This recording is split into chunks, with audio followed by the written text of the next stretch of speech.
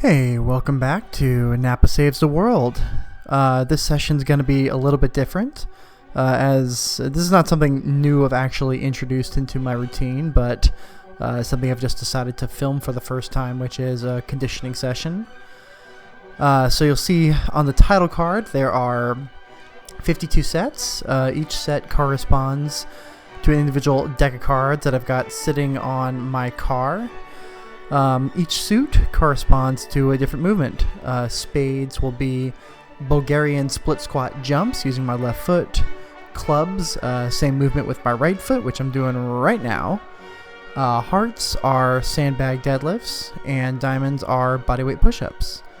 The goal is to run through the entire deck as quickly as humanly possible, be as explosive as humanly possible with each individual rep, and just essentially get in about 12-15 minutes of work as early as I can in the day. I've been doing a bunch of different variations of this for the past couple of months, and I absolutely adore it. If you want a little bit longer of a conditioning session, it's as easy as just starting the deck over again. Typically, if I do that, I'll start with some easier variations of the same movements. So instead of Bulgarian split squat jumps, I'll do something like reverse lunges. But other than that, it's pretty self-explanatory, and you can more or less make it up on the fly.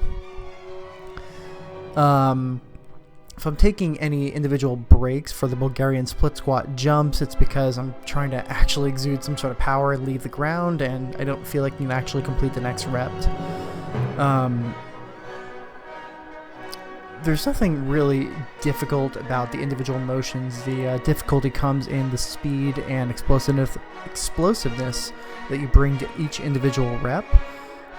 This is actually kind of the tail end of my back rehab, was feeling like I could do those sandbag deadlifts without messing myself up.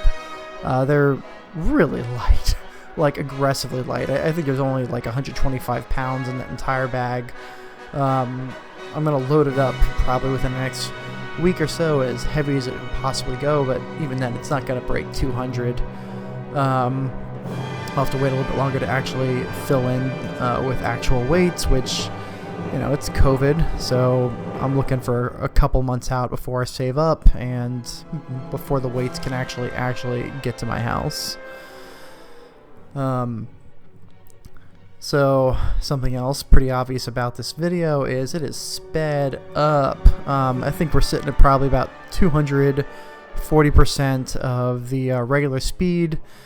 Let me know in the comments if this is giving you a headache. It's giving me a headache. Joe, let me know if it's giving you a headache, because, well, first, shut the fuck up, Joe, but tell me if it's giving you a headache. I just didn't really want anybody to sit here for 12 minutes looking at a conditioning exercise, which really should only take a couple minutes to get through. There's just really not that much exciting about it, other than running through the entire deck of cards.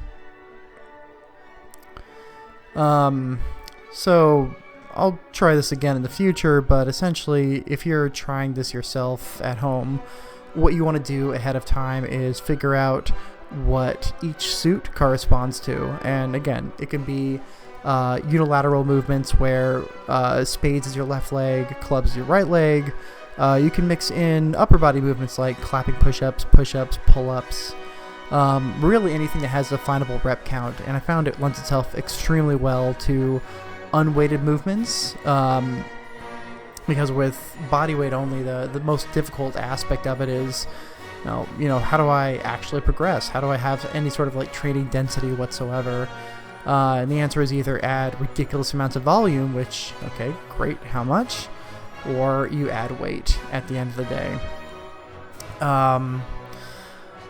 For the number of reps, there's a little bit of variability in terms of what I do and what I've played around with.